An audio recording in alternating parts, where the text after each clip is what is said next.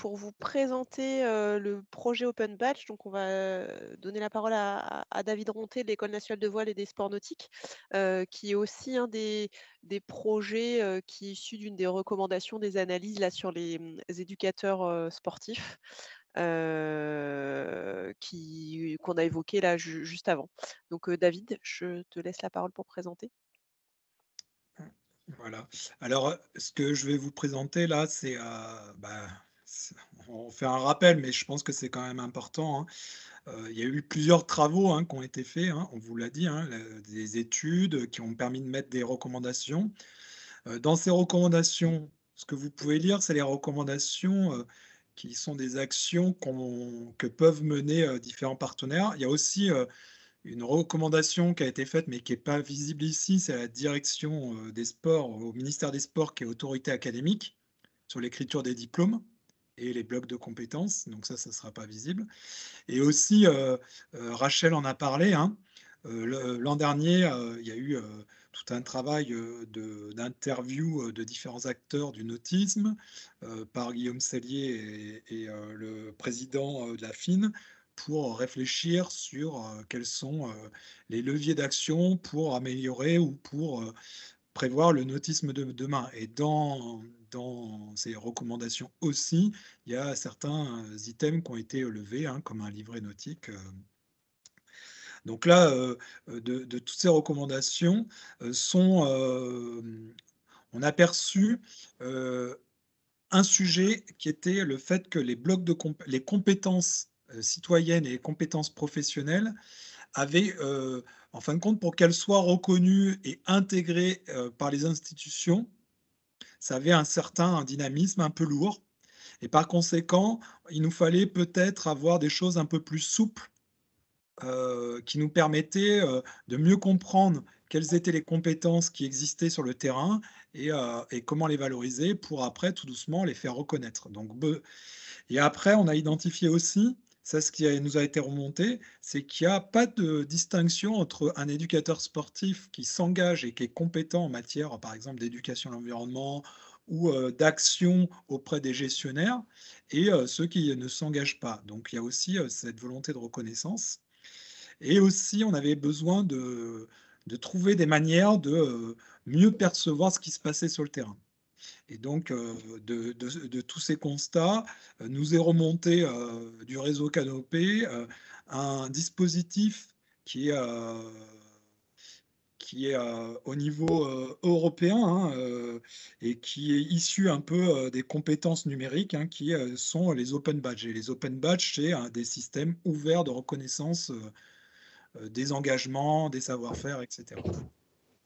Et donc, on s'est regroupé avec un certain nombre de partenaires au début et l'idée c'est, d'élargir, hein. Donc dans ces partenaires, on retrouve, l'École nationale de voile, le pôle ressources nationales des sports nature parce que l'objet c'est rapidement qu'ils élargissent les sports nautiques, mais sur les sports nature, l'Office français de la biodiversité et un acteur qui est important, c'est le réseau Canopé parce que, très rapidement on a perçu, l'importance de se connecter avec le monde de l'éducation nationale. Donc le réseau Canopé est un opérateur, de formation, professionnelle continue des enseignants et d'innovation pédagogique. On va passer à la slide suivante. Donc l'objectif du projet, heu, alors le premier point d'objectif, il est important, c'était, de pouvoir, permettre aux sportifs, aux professionnels sportifs, de faire valoir leur engagement à la préservation de la biodiversité. Donc, derrière, c'est commencer à créer une communauté de, pratiquants, de professionnels, donc de citoyens qui ont une approche, qui ont eu, un vécu avec, les sports nautiques ou les sports de nature et qui vont s'engager, dans la préservation de la biodiversité. Donc pouvoir créer cette communauté, la valoriser et cetera. Le deuxième, c'est, faire émerger, les compétences qui existent dans cette population, hein, de citoyens autour de la transition écologique et potentiellement de valoriser des compétences qui sont très spécifiques à la filière. Heu, après, bah, c'est de pouvoir tester, de créer un démonstrateur pour tester ce nouveau dispositif, hein, ou en tout cas cette technologie un peu nouvelle en matière de reconnaissance des compétences et des engagements. Et, et à terme, ben, c'est si le test est concluant, bah, pouvoir le déployer tous ensemble, hein, comme un des outils parmi d'autres de sensibilisation, d'éducation, de reconnaissance et d'engagement des citoyens. Donc là, ce que je vous propose, en les timings, mais ça donne un peu le temps, c'était de vous présenter le projet, on en a fait rapidement. On va voir les collections de badges. L'idée, c'est d'échanger au fur et à mesure sur les collections de badges et je vais vous parler de la programmation. Alors, il y a une petite vidéo. Ah, je ne sais pas si elle passera, le lien. Alors, la présentation, il y a un petit lien sur projet vidéo, parce que c'était pour vous montrer une petite vidéo de présentation qui est en cours. Est-ce qu'elle fonctionne? Si elle ne fonctionne pas,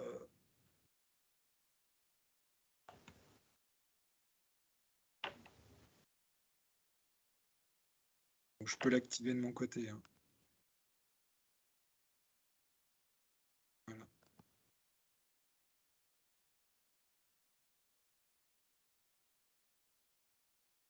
Ah, voilà, tu l'as mise pour tout le monde ou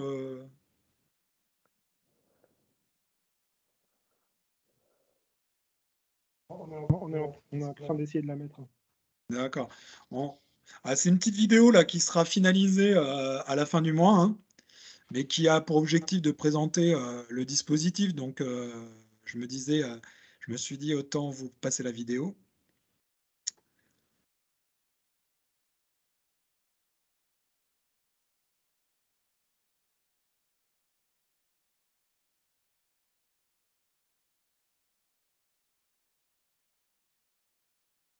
Il ne va pas y avoir le son. Bon, je vais vous faire le son, hein, mais en gros, là, la vidéo, elle présente les différentes communautés. Donc, Anémone, éducation à l'environnement. Stéphanie, elle se reconnaîtra. Non, Stéphanie sur gestionnaire d'espaces naturels. Michael, enseignant. Et le système, il permet à Julien, qui est éducateur sportif, qui s'engage dans la découverte des milieux naturels et la sensibilisation à l'environnement. Elle n'est pas montée, hein, c'est le prototype, auprès des enfants.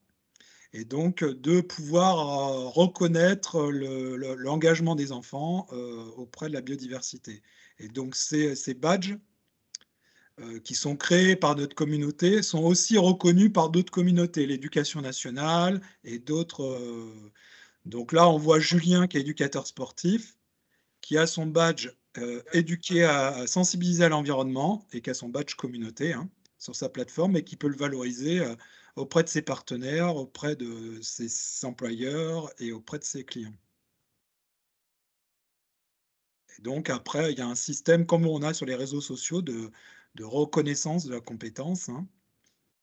Donc là, il y a plusieurs acteurs qui peuvent le reconnaître, aussi bien des gestionnaires d'espaces naturels que des enseignants, etc. Et donc ce badge-là a permis à Julien de se faire reconnaître, de monter des projets avec un gestionnaire d'espace, un parc naturel marin, et de continuer à sensibiliser différents acteurs comme Inès sur l'éducation à l'environnement. Et donc là, un petit terme. Donc là, en fin de compte, ces systèmes-là, voilà, c'est des systèmes où chacun peut reconnaître les compétences de l'autre et il y a une cooptation, etc. Donc il n'y a pas la petite vidéo, ça vous montre rapidement le dispositif, comment il peut être mis en place, par exemple, par un éducateur sportif et comment le dispositif permet aussi bien aux professionnels de se faire reconnaître qu'à des citoyens qui participent à différentes actions, de valoriser le fait qu'ils aient participé et potentiellement de s'engager. On peut passer à la slide suivante. Donc, quels sont, dans cette première phase test, hein, quels sont les types d'actions qu'on a prévues qui permettent d'utiliser l'outil, hein. ben, c'est des actions de valorisation de l'éducation à l'environnement par les sports nautiques, hein, de sensibilisation. C'est des actions style aire marine éducative, des actions auprès des scolaires ou des citoyens de sensibilisation. C'est aussi des actions de formation à l'environnement auprès des éducateurs que vous, gestionnaires ou d'autres opérateurs peuvent mener, et on peut utiliser ces dispositifs pour valoriser ce qui est fait, et pour des formations qui ne sont pas certifiantes, pouvoir faire valoir une reconnaissance de la formation ou de la compétence engagée. On va passer à la slide suivante. Bon, on passe, là, c'est simplement quelques mots-clés. Hop. Voilà. Alors, il y a une volonté dans ce projet qui soit ouvert, hein, un peu comme sur les formations, encore plus, c'est que ces collections, cette communauté n'appartient à personne. Elle n'appartient pas à l'ENV, elle n'appartient pas à l'OFB. On va avoir un statut de membre fondateur de la communauté, mais quelle est son autonomie, et que plus tard, peut-être qu'elle se gère de manière autonome. Donc, il y a une charte graphique qui a été constituée autour de ces éléments clés, hein, la biodiversité, le mouvement et la terre. Donc, ce qui donne, ça, c'est l'identité graphique. Là, si vous cliquez, normalement, ça doit... Hop. On peut passer, alors, soit à la slide suivante, soit faire un clic. Voilà, voilà. Voilà. Donc, on a une identité graphique qui a été créée.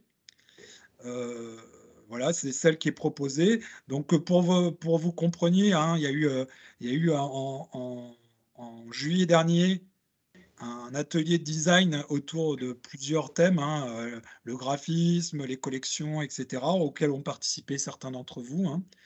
C'était très intéressant parce que c'est un moment où on a partagé entre gestionnaires, formateurs de BP, formateurs de CQP, et différentes typologies d'acteurs.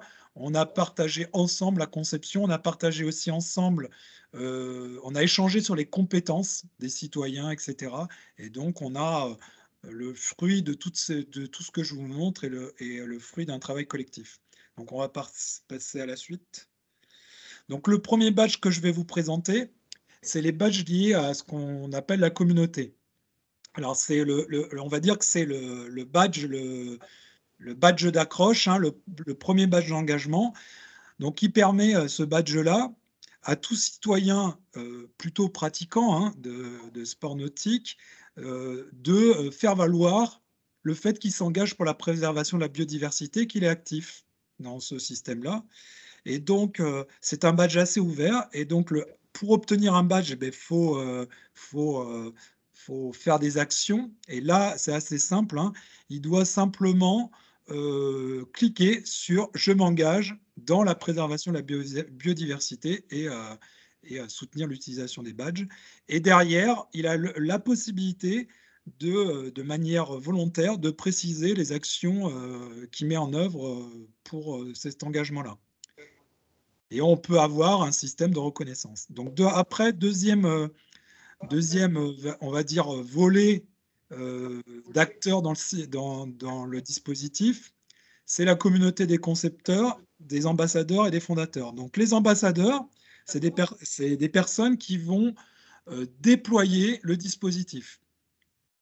Donc, c'est des personnes qui s'engagent à promouvoir l'utilisation des collections de badges, à mettre en place des actions de promotion, et ils vont devoir, et dans leur demande, ils vont devoir identifier les actions.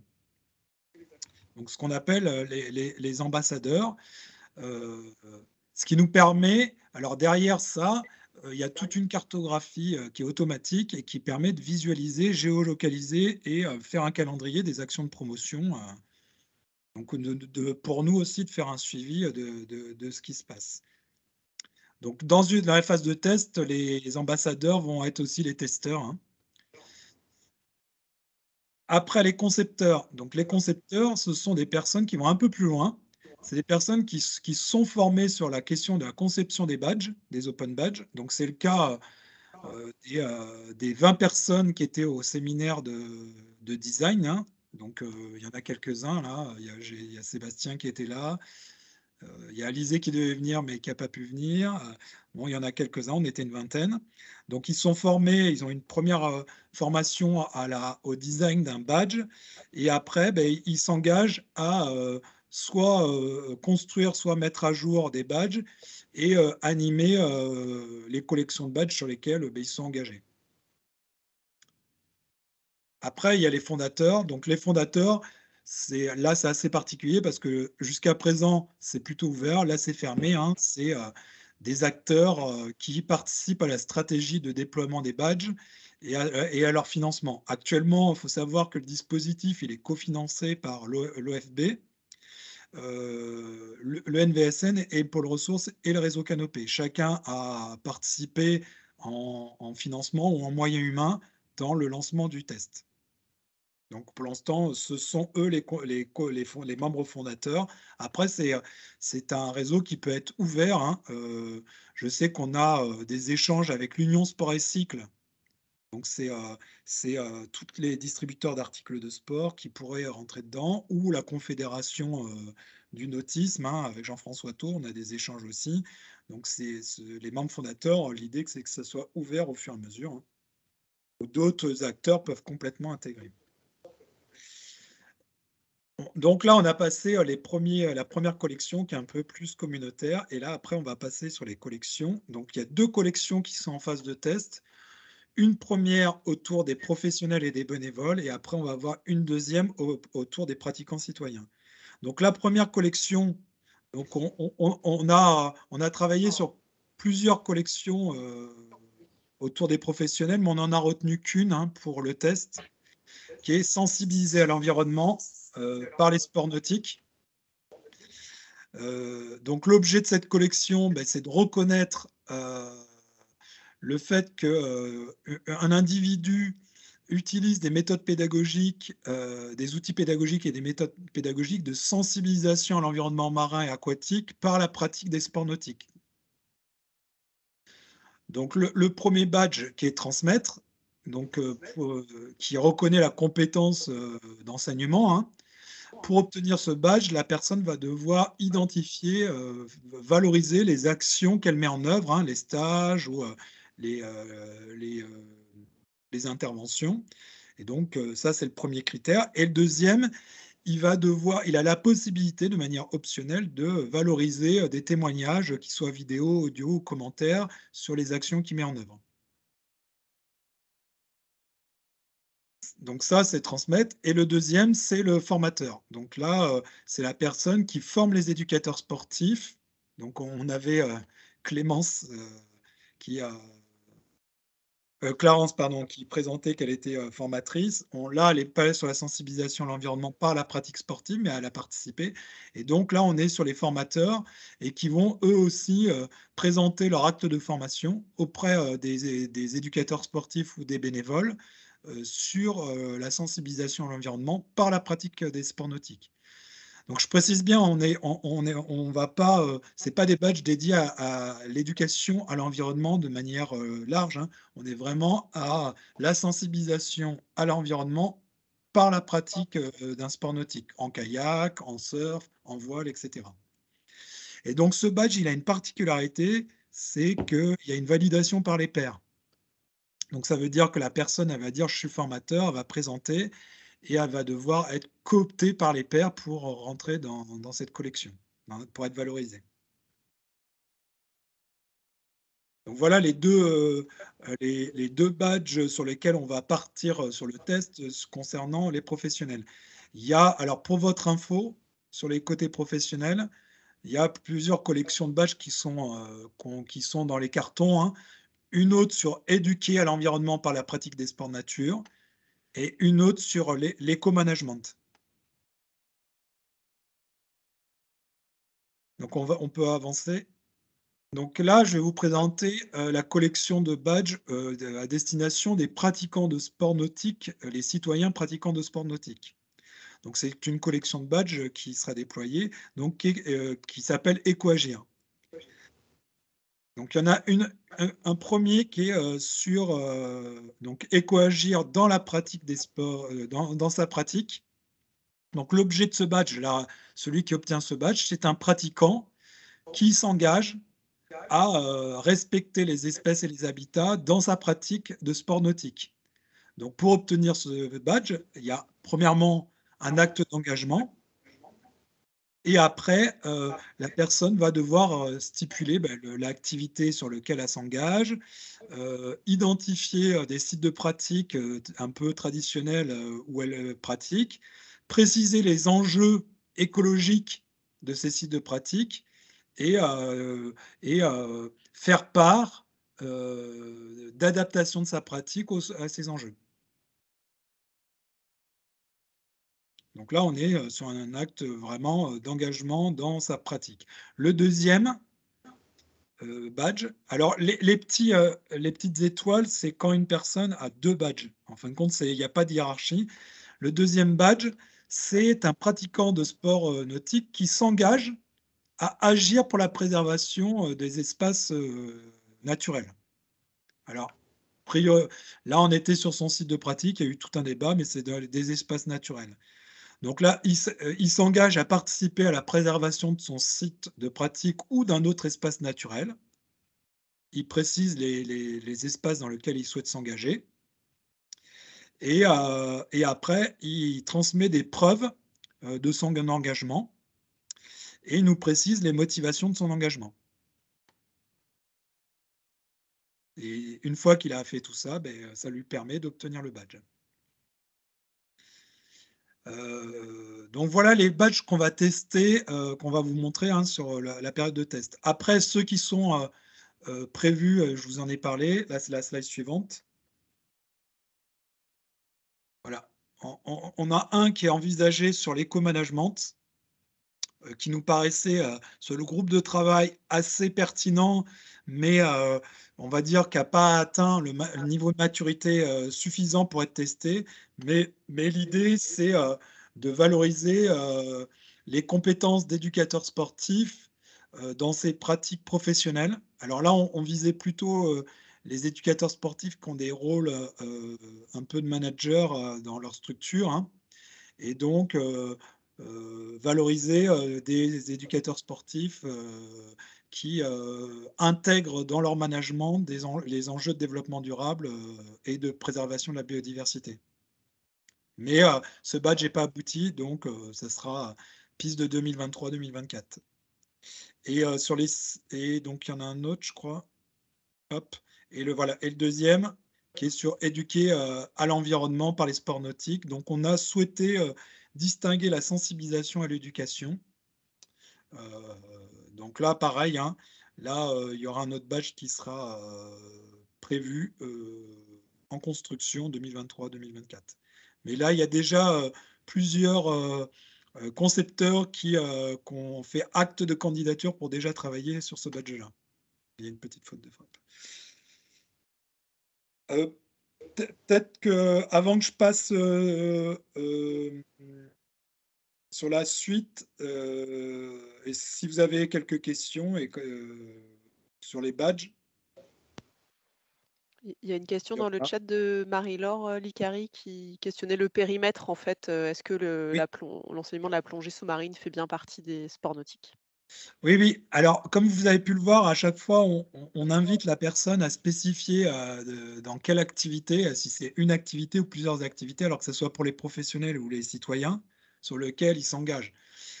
L'idée, c'est aussi de voir, ça va nous servir aussi de veille, de suivi, etc., et de voir comment ça se passe. Mais bien entendu, on est sur les sports nautiques au sens large. Alors, on pourrait dire sport nautique et subaquatique, hein, mais on est au sens large, oui. Et motorisé aussi, hein, bien entendu.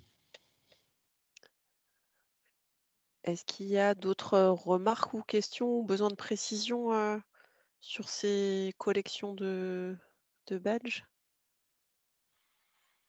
Alors, on va peut-être avancer comme ça, vous allez aussi, ça va apporter quelques précisions sur comment ça fonctionne. La slide suivante. Donc, bien entendu, ces badges, ce sont des badges, le système. Alors, techniquement, il y a une plateforme de création des badges qui s'appelle Open Badge Factory, et il y a une plateforme de valorisation des badges. C'est Open Badge Passport, c'est les deux plateformes en fin de compte qui sont leaders au niveau mondial. Ces badges-là, ils sont dans ces plateformes-là, développés dans Open Badge Factory et promus dans Open Badge Passport, mais ils peuvent être sortis, et c'est ça qui est intéressant, ils peuvent être sortis de ces plateformes. C'est une fois qu'on a le badge, on peut le valoriser sur ses réseaux sociaux, sur son site internet, etc. Donc ça, c'est très intéressant, et c'est pour ça que la volonté, nous, c'est que il n'y ait pas 10 000 versions de badge, mais qu'on travaille tous ensemble à avoir une reconnaissance de badge. Alors, il y a d'autres possibilités aussi, c'est que certains acteurs développent leur collection et que ces badges un peu macro reconnaissent l'engagement. C'est ce qui est en train de se passer. L'agriculture a développé sur l'enseignement agricole quelques badges, et nous, on est en train d'automatiser la reconnaissance.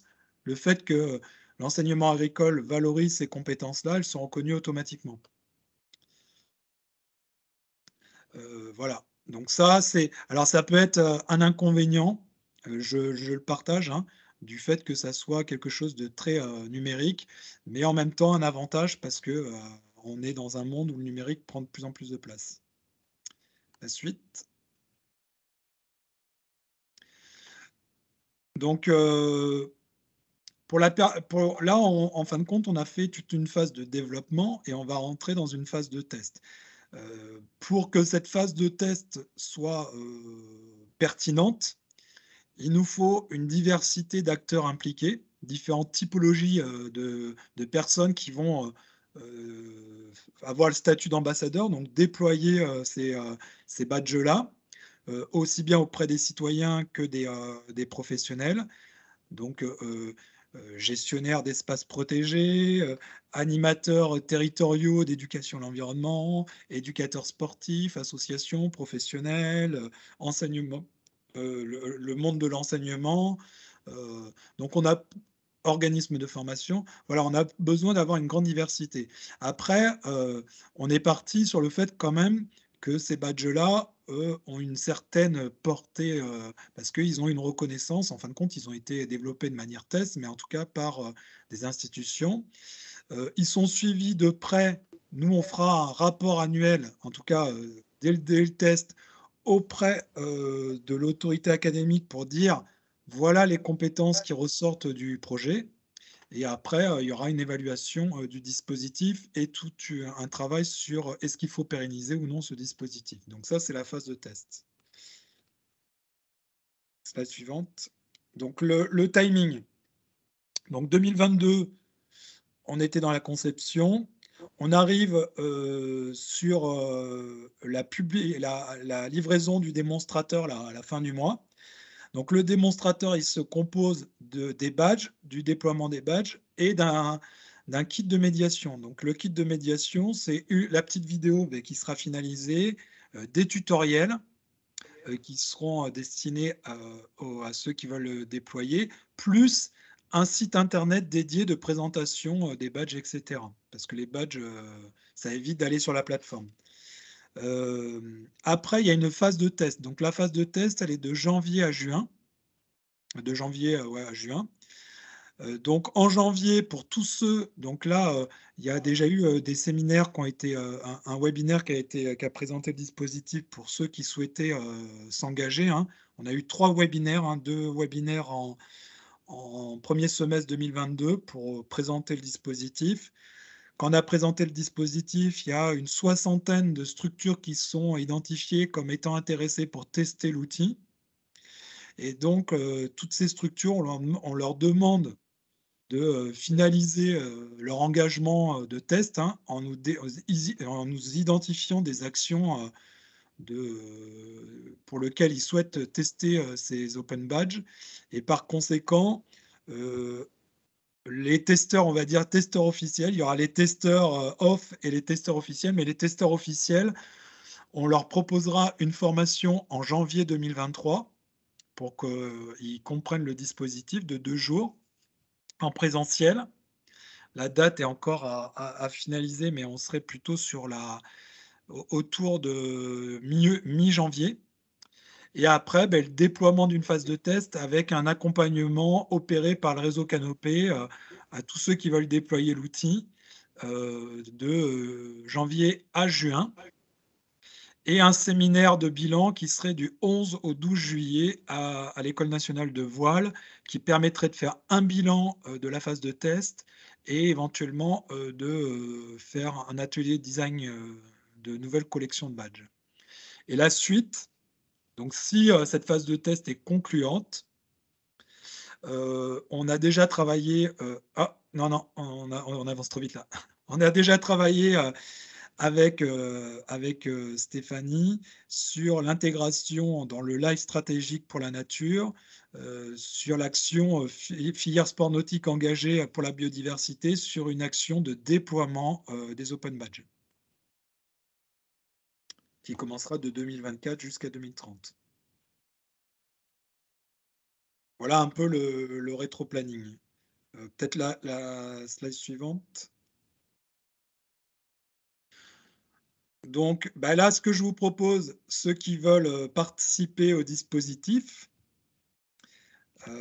slide encore suivante, ben, c'est de vous badger, d'aller chercher le badge. Alors, ça doit s'afficher, si c'est le bon. Ah non, c'est pas le bon slide, c'est pas le bon PowerPoint. Je vais vous mettre le lien. Bon, ben, il y avait, il y a- il y a- il y avait un flash code et le lien pour aller chercher le premier badge qui vous permettait de tester un peu l'outil, hein. Le badge communauté. Alors, ouais, c'est la 85.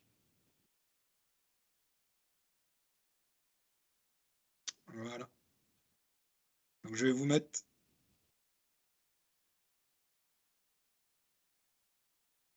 Voilà. Je vais vous mettre dans le chat le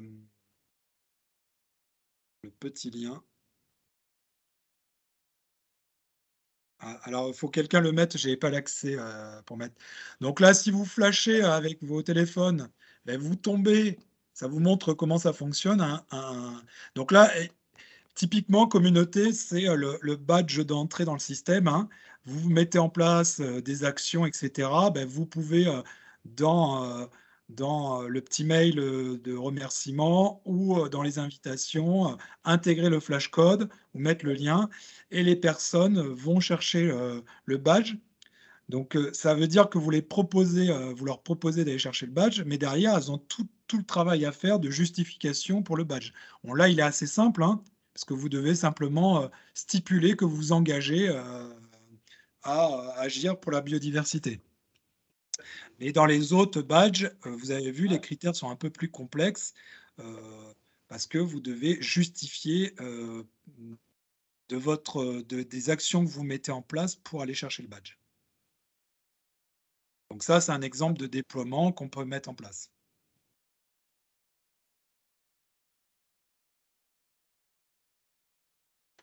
Donc là, une fois que vous allez chercher le badge, eh bien, vous validez. Il y a tout un peu un système de pouvoir activer le badge. Alors le badge, soit vous créez votre compte sur Open Badge Passport et donc vous avez ce qui s'appelle un sac à badge. C'est un endroit où vous mettez tous vos badges, toutes vos médailles de reconnaissance ou de compétences, ou etc. Ou si vous ne souhaitez pas, ben, vous pouvez simplement extraire le PDF, prendre l'image du badge et le valoriser dans vos différents outils de promotion individuels ou sur vos sites internet. Voilà la présentation du dispositif des Open Badges.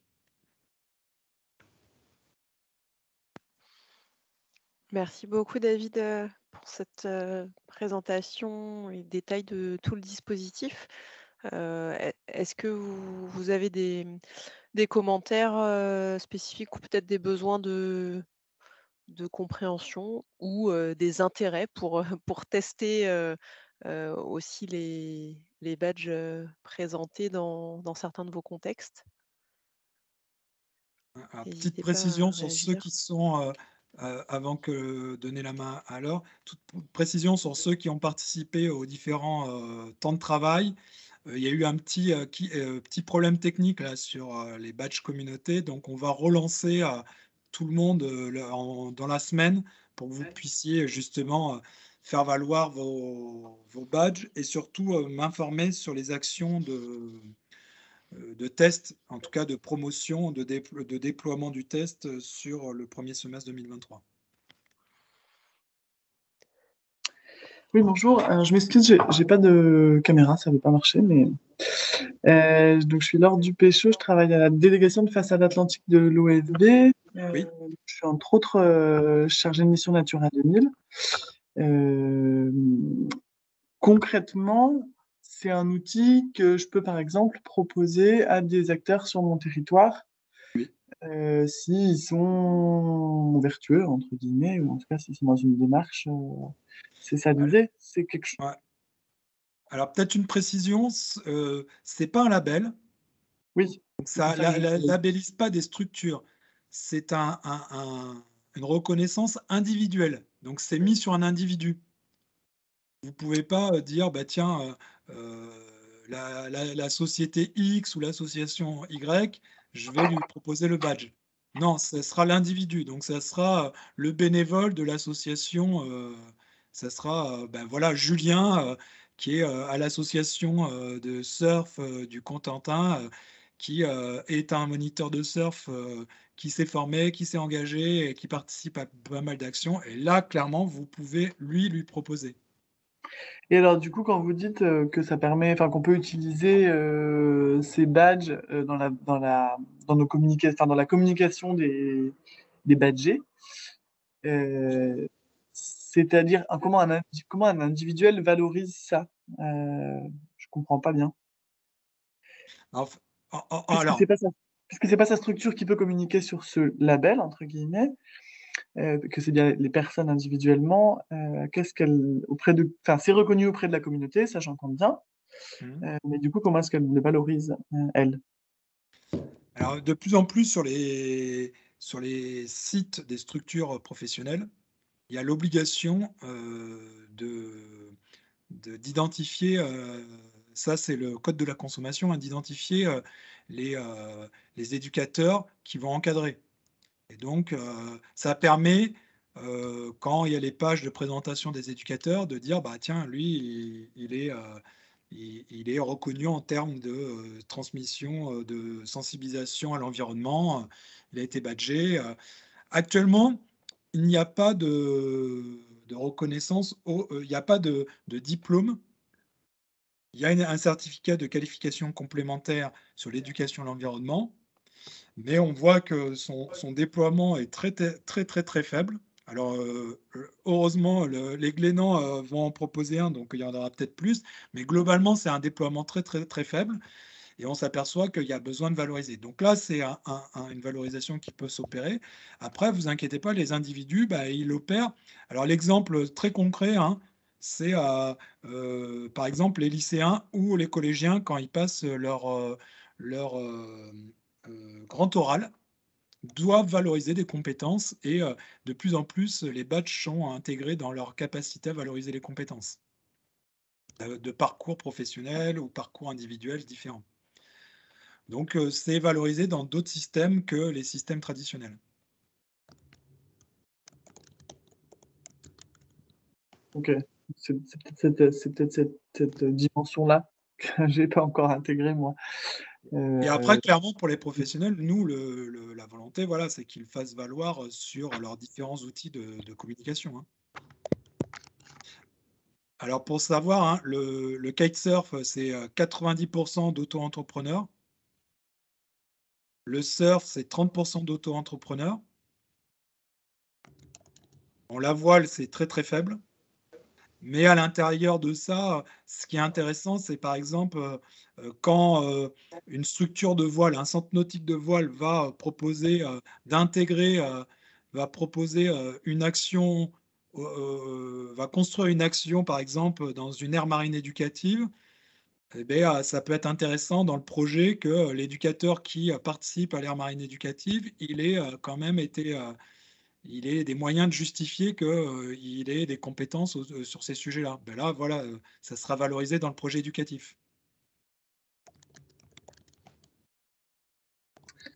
Ok, je vous remercie. Après, peut-être pour prolonger la réflexion, mais sans doute qu'on n'y est pas encore, mais c'est vrai que dans l'idée pour les gestionnaires d'aires marines protégées d'avoir des systèmes de reconnaissance de structures sous forme de chartes, de labels, on pourrait éventuellement réfléchir et imaginer à ce que les open badges soient utilisés comme un des critères voilà, de charte, par exemple Natura 2000, dans lequel on dirait l'open badge machin, et enfin, il est nécessaire que la structure ait au moins un de ces éducateurs reconnus comme avec l'open badge machin, pour pouvoir prétendre à la charte.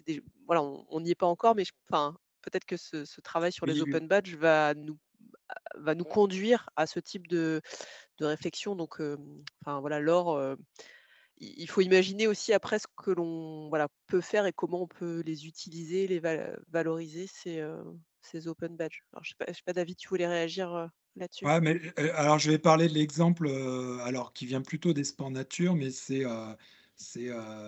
Réserve naturelle de France qui, par le pôle ressources, mène dans certains territoires des labellisations hein, d'éducateurs sportifs et donc ont beaucoup de difficultés de mieux valoriser, de distinguer auprès de d'autres acteurs ceux qui sont formés de ceux qui ne sont pas formés.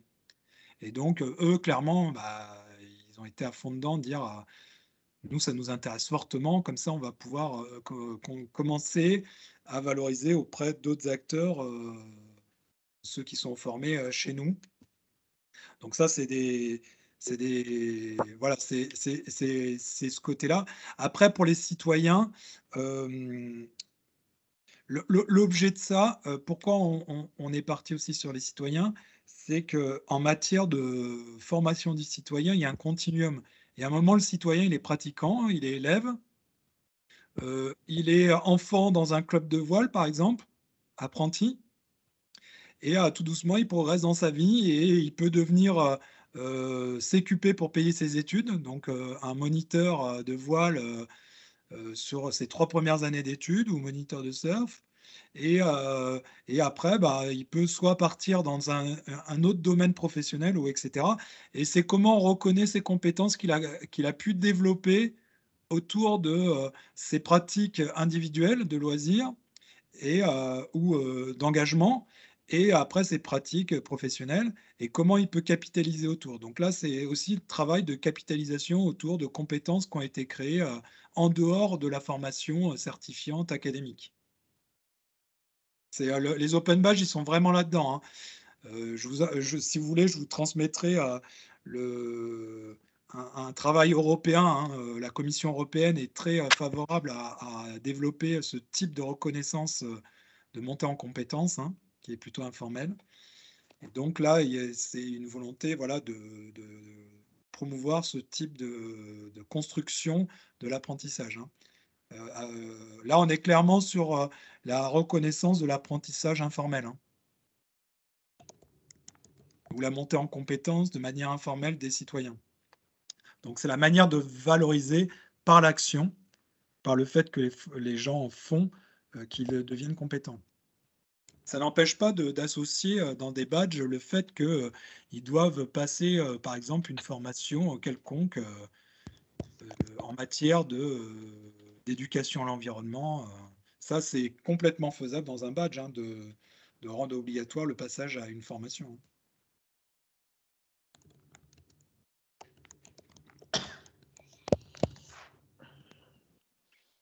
Est-ce que ça suscite d'autres remarques ou questions?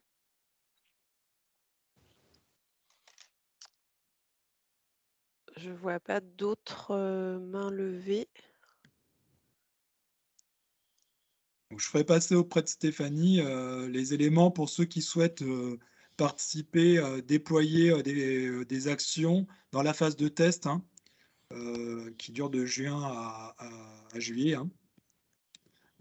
Après, on aura deux typologies de testeurs, ceux qui s'engagent complètement dans le dispositif, donc ça veut dire qu'ils vont participer à l'évaluation, et il en faut, hein, et ceux qui testeront de manière partielle un peu l'outil.